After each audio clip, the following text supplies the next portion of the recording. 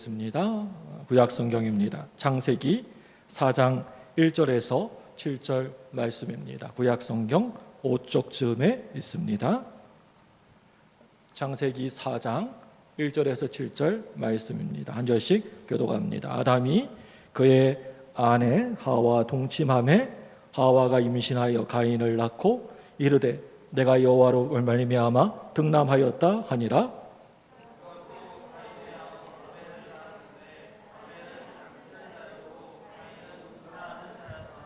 세월이 지난 후에 가인은 땅의 소산으로 제물을 삼아 여호와께 드렸고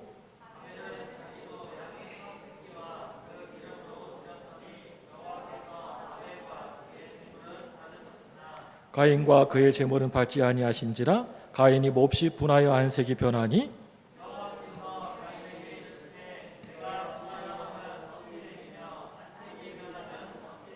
같이 읽습니다. 네가 선을 행하면 어찌 낯을 들지 못하겠느냐?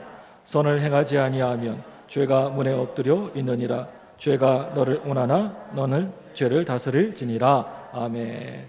전에 있었던 교회에서 있었던 일입니다. 대신방을 다 끝나고 이제 마지막 신방 날에 어느 권사님 댁에서 식사를 집에서 대접받게 되었습니다.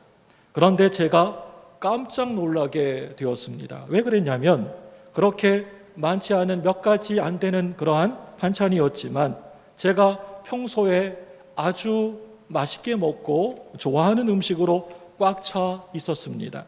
권사님, 제 입맛을 어떻게 이렇게 잘도 아십니까? 물어보았더니 목사님이 식사 시간에 젓가락이 어디에 가는지 또 어디에 안 가는지를 관찰을 했다고 합니다. 숟가락이 어디에 자주 가는지 또 어디에 가지를 않는지를 유심히 관찰을 했다고 합니다. 그래서 목사님이 좋아하시는 반찬들을 준비해서 이렇게 대접을 했노라고 그런 얘기를 하셨습니다. 제가 여기에서 크게 깨달은 것이 있었습니다. 우리가 하나님을 섬기는 방법이 바로 이것이구나. 이 권사님이 하는 방법대로 그 방법이 옳구나라는 생각을 하게 되었습니다. 하나님이 젓가락이 많이 가시는, 또 하나님이 숟가락이 자주 가시는, 하나님이 기뻐하시는 것이 과연 그것이 무엇인지를, 하나님이 정말 좋아하시는 것이 무엇인지를 헤아려 섬겨야 되겠구나. 우리가 하나님의 사람이라고 한다면 하나님의 눈길이 자주 많이 가는 사람, 하나님이 젓가락이 자주 많이 가는 사람으로 나 자신을 준비해야 되겠다라고 하는 생각을 하게 되었습니다. 오늘 말씀 창세기 4장 말씀을 보게 되면 이 땅으로 쫓겨난 인간에게 가장 귀하고 중요한 일이 무엇일까라고 하는 것이 기록되어져 있습니다. 구원받은 백성들, 우리 성도가 해야 될 가장 우선적이고 중요한 일이 있다라고 한다면 그것은 바로 하나님 앞에 나와 하나님께 예배하는 일이다라고 하는 것입니다. 이게 바로 오늘 창세기 4장 말씀의 아주 중요한 메시지라고 할 수가 있습니다. 어떤 한 젊은 목사가 어떤 한 교회에 부임을 가게 되었다라고 합니다. 부임하자마자 그날이 바로 기도회가 있어서 기도회를 인도하는데 찬송이 끝나고 통성으로 우리 기도합시다 라고 했습니다. 그랬더니 앞자리쯤에 앉아있는 성도님들이 손을 번쩍 들고 큰 소리로 기도했습니다. 그리고 뒤에 있는 성도님들은 소리도 거의 내지도 않고 아주 조용하게 이렇게 침묵 기도를 하더랍니다. 거기까지는 그런대로 좋았습니다. 끝나고 난 다음에 목사님이 예배당을 나가고 나신 다음에 자기들끼리 손가락질하고 악을 바락바락 쓰면서 서로 싸우더랍니다. 교회에 와서 시끄럽게 떠들면서 왜 그렇게 소리 지르면서 그렇게 기도하느냐라고 하면서 난리가 아닙니다. 교회에 와서 웅크리고 가만히 앉아 있으려면 왜 힘들게 교회에 왔느냐고, 자기들끼리 하는 이야기가 이게 우리 교회 전통이라고, 전통이 아니라고, 아무 소리도 안 내고 조용하게 가만히 침묵 기도를 하는 것이 우리 교회의 오래된 전통이라고 하면서 야단법석이 났습니다. 그래서 목사님이 이거 안 되겠구나 라고 생각해서 올런 목사님과 함께 그 교회를 창립한 90세가 넘으신 장로님을 찾아가게 되었습니다. 장로님, 이런저런 일이 있었는데 우리 교회 기도가 어떤 것이 전통입니까? 기도할 때 큰 소리로 통성으로 기도하는 것이 우리 교회 전통입니까? 그러니까 그 장로님이 아니라고 합니다. 그러면 장로님, 조용하게 침묵으로 가만 기도하는 것이 우리 교회 전통입니까? 그런데 그것도 아니라고 하는 것입니다. 그렇다면 장로님, 우리 교회 전통이 과연 도대체 무엇입니까? 장로님이 말합니다. 다 같이 우리 기도하자라고 그러면 절반은 큰 소리로 통성으로 소리내어서 기도하고, 절반은 아무 소리도 내지 않고 조용하게 침묵으로 기도하고, 다 끝나고 나면 서로 이게 우리 교회 전통이다, 저게 바로 우리 전통이다 하면서 막 서로에게 손가락질을 해대면서 치고받고 싸우는 게 우리 교회 전통이다라고 했다고 합니다. 그렇다면 우리가 하나님 앞에 나와 하나님께 예배 드릴 때 어떻게 우리가 예배를 드려야 될까요? 여러분, 하나님이 가장 기뻐하시는 예배는 도대체 어떤 예배일까요? 많은 사람들은 자신에게 그동안 익숙한 방법으로 예배하는 것을 기뻐합니다. 그렇지만 우리가 꼭 알아야 될 것은 이 예배는 내 입맛에, 내 뜻에 따라서 드리는 것이 결코 아니라고 하는 것입니다. 우리가 하나님의 입맛에, 하나님의 뜻에 맞는 예배를 드릴 줄 알아야 된다라고 하는 것입니다. 요즘 우리를 너무나 위축되게 하고 또 힘들게 하고 참으로 무기력하게 만드는 이 코로나19 팬데믹 상황을 보내면서 전 세계에 있는 교회들은 그동안의 교회론, 예배의 위기와 혼란 가운데 깊이 빠져 있는 것을 보게 됩니다. 물론 우리가 예수 믿는 성도라고 한다면 내 목에 정말 칼을 들이대도, 내 목에 칼을 이렇게 들어와도 예배해야 될 것입니다. 그렇지만 이와 같은 전염병의 상황 속에서 우리가 드리는 이 예배가 이게 또 너무나 날카로운 무서운 다른 칼이 되어서 다른 사람의 건강을 해칠 수가 있다라고 한다면, 다른 사람의 생명을 위협하고 염려하게 만든다라고 한다면, 예배의 형태와 또 예배의 그러한 방법을 얼마든지 우리가 여러 가지 다양한 방법으로 할 수 있다라고 생각되어집니다. 코로나19 이 상황 가운데에서 미국 교회도 한국 교회도 똑같이 약 60% 정도쯤이 좀 더 정확하게 말을 한다고 한다면 미국 교회 57% 그리고 한국 교회 59%가 현장 예배에서 온라인 예배, 우리 같이 실시간 예배로 전환을 했습니다. 주로 아주 규모가 큰 교회들 중심으로 온라인 예배를 드리고 있습니다. 그런데 40% 정도는 현장 예배를 고집하거나 아예 시스템 자체가 갖추어져 있지 못하여서 예배를 드리지도 아예 못하고 포기해버린 교회들이 부지기수였습니다. 그동안 우리 교육자들과 우리 장로님들과 당회를 계속해서 하면서 우리 교회는 무슨 일이 있어도 또 어떤 일이 있어도 예배 시간, 이 예배의 자리만큼은 끝까지 지킨다.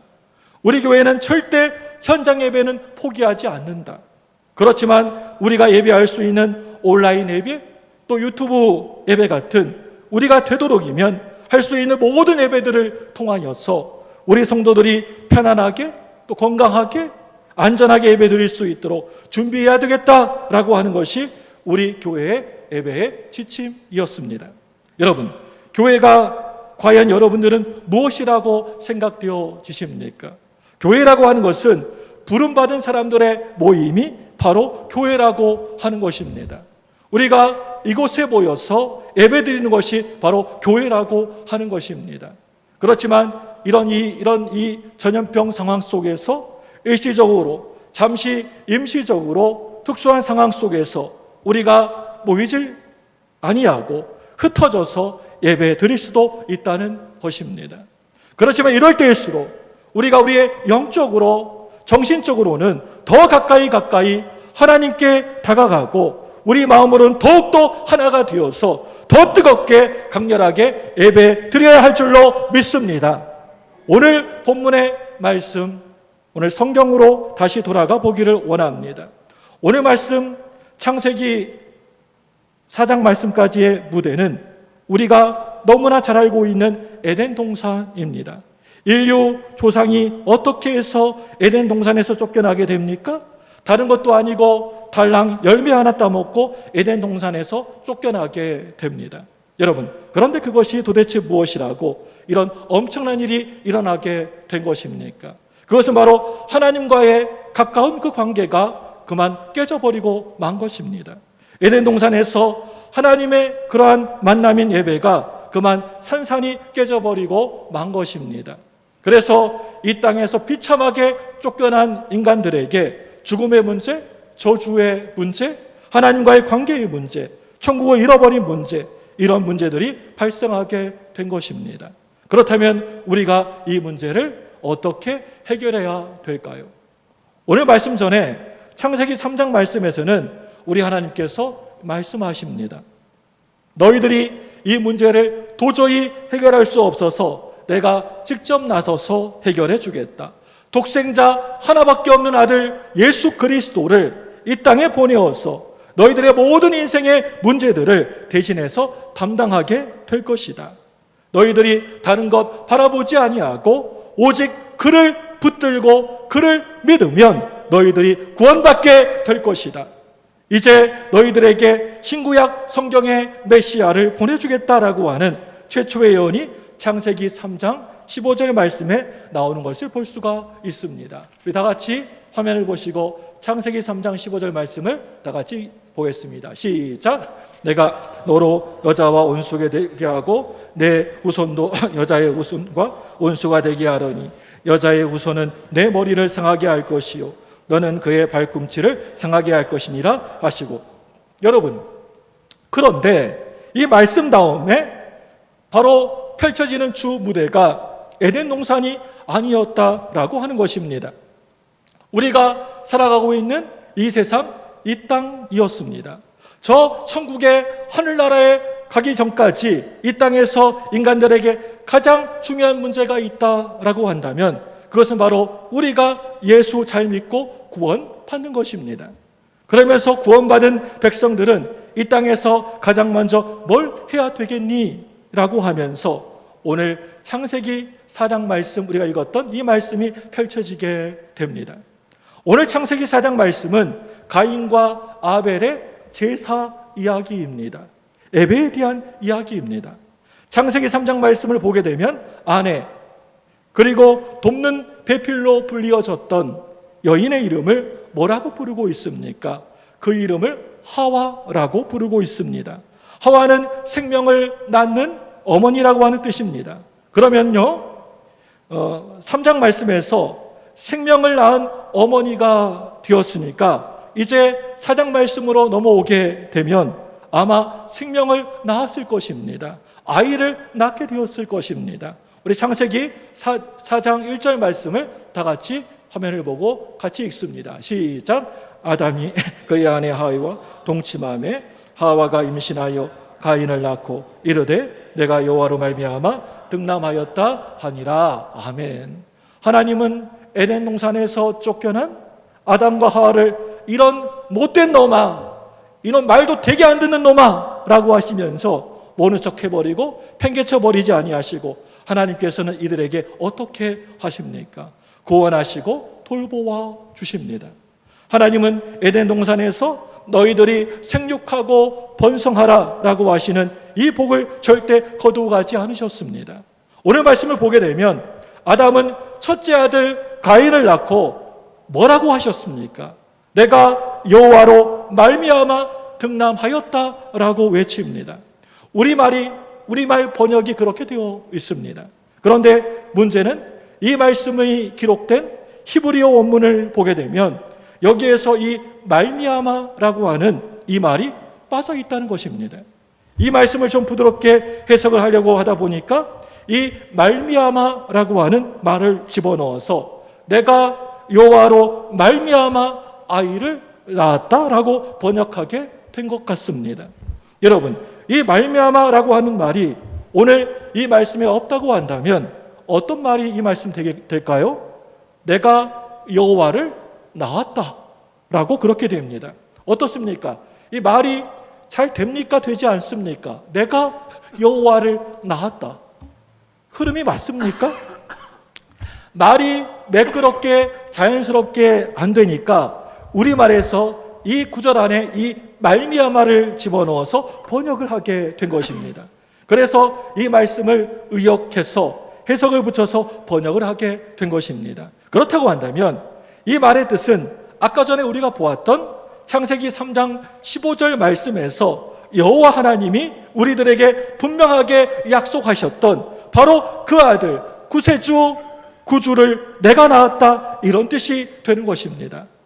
아담이 첫 아들을 낳고 창세기 3장 15절 말씀을 기억하게 된 것 같아 보입니다.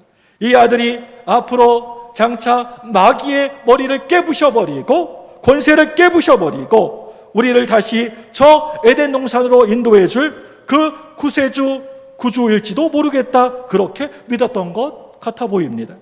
그래서 1절 말씀에처럼 가인을 낳고 내가 누구를 낳았다라고 하고 있습니까? 바로 내가 여호와를 낳았다라고 소리를 이렇게 지르고 있는 것입니다.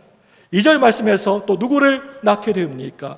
아벨을 낳습니다. 우리 창세기 4장 2절 말씀을 화면을 보고 같이 보도록 하겠습니다. 시작. 또 가인의 아벨을 낳았는데 아벨은 양치는 자였고 가인은 농사하는 자였더라. 우리가 창세기 말씀을 읽으면서 늘 궁금한 것이 있었습니다. 그것은 아담과 하와가 평생 딱 가인과 아벨 이 두 아들만 낳았느냐라고 하는 것입니다. 여러분, 그런데 아담과 하와가 가인과 아벨 이 두 아들만 달랑 낳은 것이 아니라고 하는 것입니다. 이 가인과 아벨 두 아들은 구속사의 구원의 역사 가운데 두 종류의 대표자를 의미하고 있습니다. 인류의 대표자를 의미하고 있다는 것입니다. 여기에서 가인은요, 어떤 대표자입니까? 하나님 말씀을 순종하지 아니한 불신앙인의 대표자입니다. 그리고 또 아벨은 신앙인의 대표자입니다. 가인은 불순종하는 사람의 대표자입니다. 아벨은 순종하는 하나님 말씀을 잘 따르는 사람의 대표자입니다. 우리 온 인류가 다 서로 각자 인종들이 다 다르고 또한 살아가고 있는 곳도 다 다르고 하는 일도 다 다르지만 결국에는 마지막에서 가서 보게 되면 딱 두 종류로 나누어지게 된다라고 하는 것입니다. 그것은 바로 가인의 후손이냐 아니면 네가 아벨의 후손이냐라는 것입니다. 천국 갈 백성이냐 지옥에 갈 백성이냐로 나누어지게 된다는 것입니다. 창세기 4장 말씀을 보게 되면 두 사람의 이야기가 기록되어져 있지만 짧은 이 말씀 안에 온 인류 전체의 이야기가 바로 여기에 이 말씀 안에 기록되어져 있다는 것입니다. 그래서 오늘 말씀은 그냥 우리가 보면서 휙 하고 지나쳐버리는 그런 말씀이 아니고 너무나 중요한 말씀이라고 할 수가 있습니다. 오늘 이 가인과 아벨은 이 세상의 직업과 하는 일들을 대표하고 있다는 것입니다. 이 땅에 잠시 우리가 한평생 살아가면서 두 예배자를 대표하고 있다는 것입니다. 여러분, 이 두 사람은 하나님께 거절되는 예배를 드리는 사람과 하나님께 올려드리는 연락되는 예배를 드리는 사람으로 나누어진다는 것입니다. 누구든지 그 사람이 어떤 일을 하고 또 어떤 직업을 가졌든 간에 그 직업을 통하여서 내가 지금 하고 있는 그 일을 통하여서 하나님을 예배하게 된다라고 하는 것입니다. 하나님을 진심으로 내가 믿고 섬기게 된다라고 하는 것입니다. 오직 하나님을, 예수님을 바라보고 나아가게 된다라고 하는 그 말씀입니다. 우리가 예배를 드릴 때 오직 믿음으로, 우리가 순종으로 하나님이 정말 기뻐 받으시는 예배를 드리게 되면 하나님께서 그 예배를 분명히 받으신다라고 하는 말씀인 것입니다. 그렇지만 우리가 예배를 드릴 때 형식적으로 그저 안 드리면 좀 거시기하고 꺼림칙하니까 시간 때우기 식으로 내 속에 하나님이 전혀 없이 불신앙적으로 예배를 드리게 되면 그러한 예배는 하나님으로부터 거절당하고 외면당하게 되는 것입니다. 예배가 오히려 하나님으로부터 버림받는 길목이 되어버리고 마는 것입니다. 잠시 다른 얘기 좀 해보겠습니다.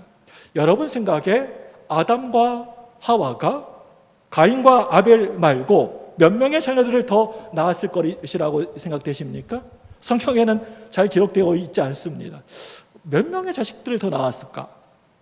물론 성경을 보게 되면 아벨이 죽은 다음에 구원의 맥을 이어가게 될 셋이라고 하는 아들이 태어납니다. 창세기 말씀에서 이 세 사람의 이름만 기록되어져 있습니다. 가인과 아벨 셋만 기록되어져 있습니다.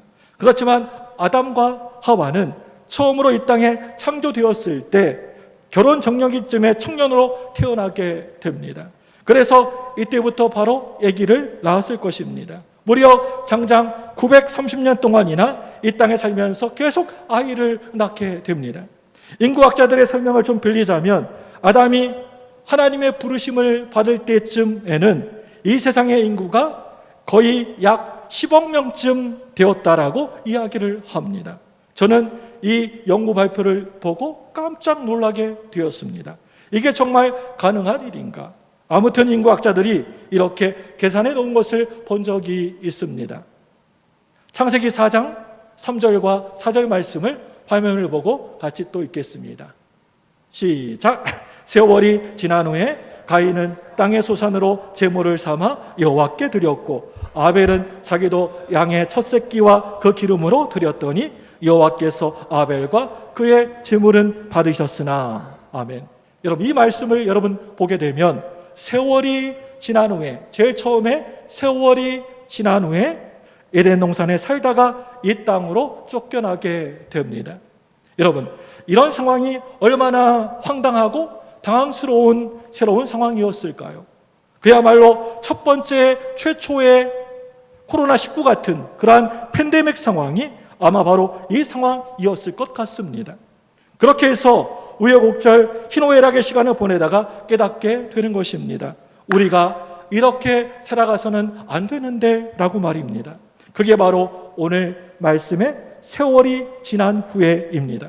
세월이 지난 후에라고 하는 말은 이제 하나님께 나아가자, 하나님을 만나자, 제사하자, 예배하자라고 하는 이야기입니다. 에덴 동산의 주인이 하나님이신 것처럼 이 땅의 주인도 바로 하나님이시다. 에덴 동산을 만드신 분이 하나님이신 것처럼 우리를 만드시고 이 세상을 만드시는 분이 바로 하나님이시다. 우리는 그분의 뜻을 분명하게 알아야 된다. 그분의 뜻대로, 말씀대로 우리가 늘 살아가야 된다. 그렇다면 우리는 도대체 뭘 어떻게 해야 되는 것입니까? 가죽 옷을 입혀주신 하나님, 그분 앞에 나아가 우리가 예배 드리자. 그분을 만나자. 그분 앞에 우리가 나아가자. 여러분, 이게 바로 창세기 4장 말씀의 이야기입니다. 물고기 떼들이 아무리 떼를 지어가지고 바닷속을 헤엄치고 다닌다 하더라도 이 물고기 떼들은 결코 예배하지는 않습니다. 개미들이 집을 짓고 아무리 모여있다 할지라도 이 개미들은 예배하진 않습니다. 아프리카 동물들이 아무리 수십 마리 떼를 지어서 몰려다닌다 하더라도 이 동물들은 하나님을 예배하진 않습니다. 이 에덴 동산은 하나님과의 만남이 있는 곳, 그곳은 예배가 있는 곳이었습니다. 가인은 자신이 농사 지은 곳으로 예배를 드려서 하나님께 거절을 받게 되었습니다. 그런데 아벨은 어떻습니까?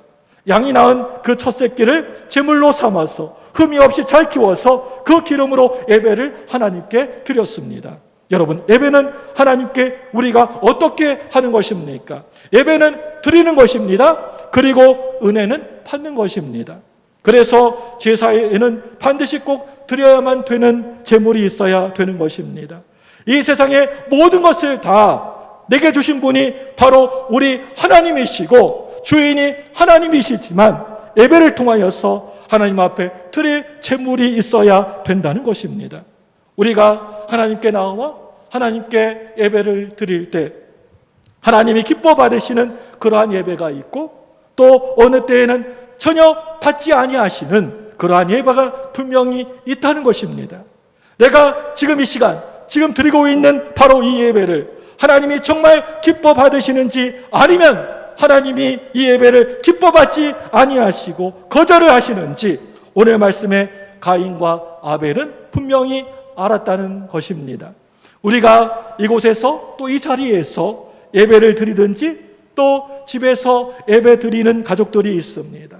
또 가족들이 교회에 나오질 않아서 골방에서 혼자서 예배 드리는 우리 식구들도 있습니다.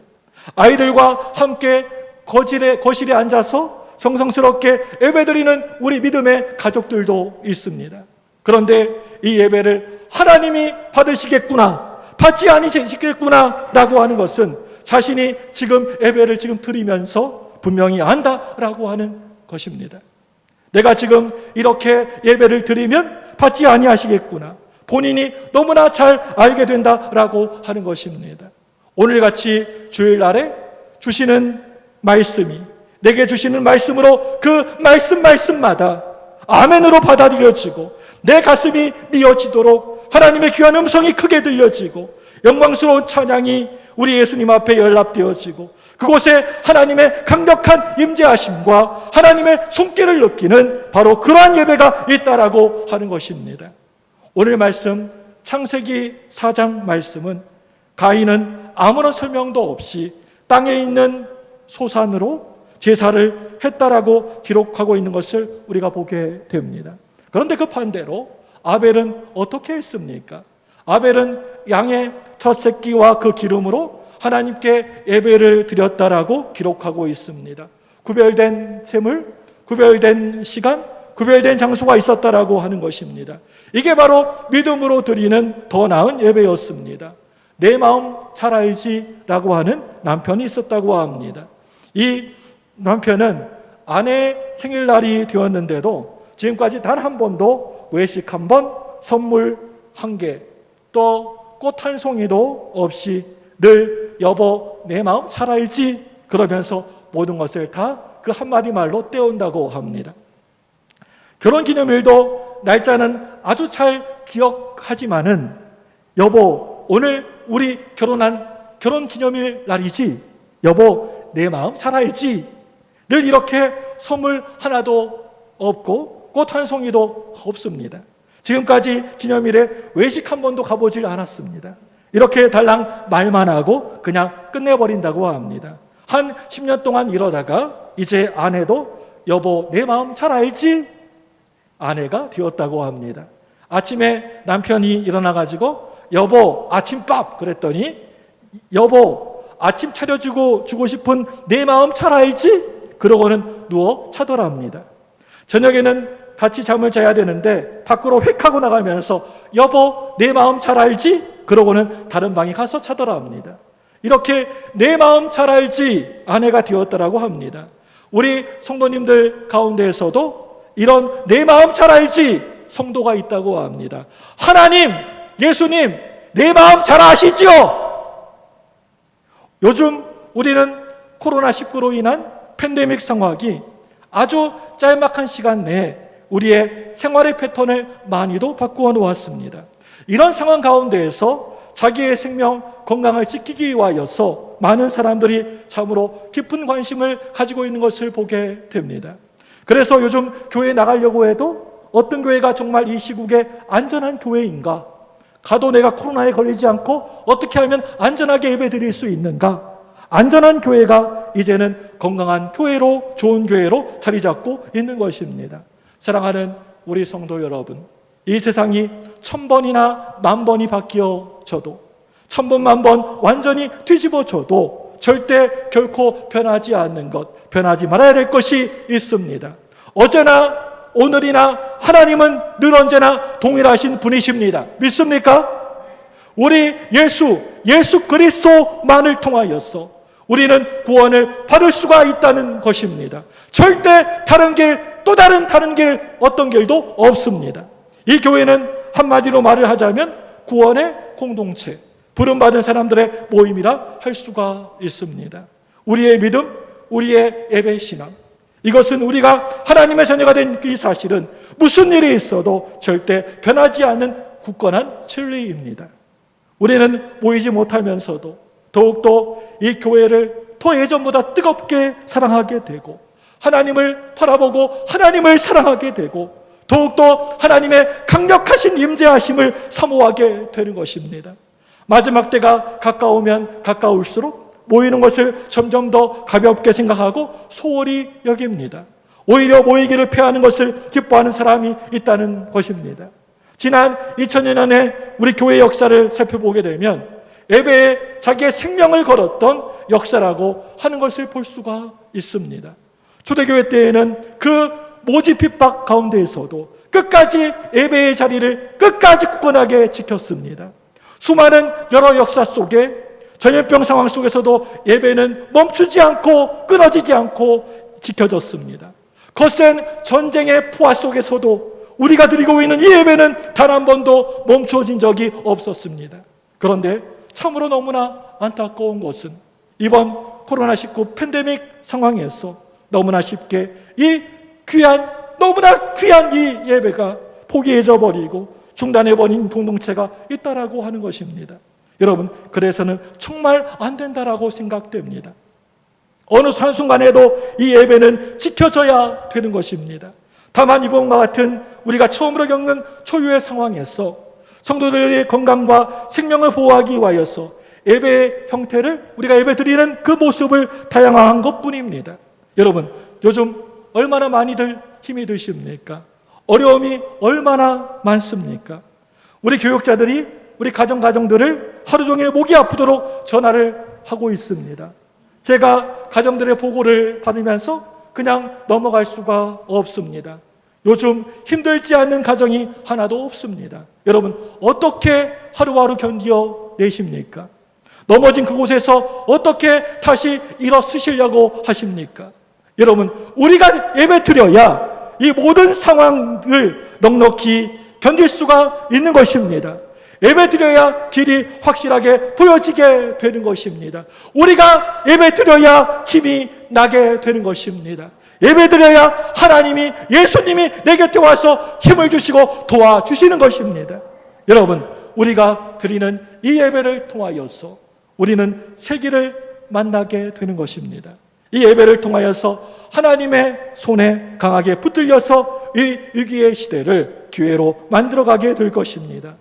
위기는 너무나 큰 위험이지만 우리에게는 또 다른 기회입니다. 우리 성도들이 이 예배에 우리의 생명을 전부 다 거는 이유가 바로 여기에 있는 것입니다. 이 시간에 여러분 두 손을 번쩍 드시고 함께 저를 크게 한번 따라서 해주시기 바랍니다. 주여!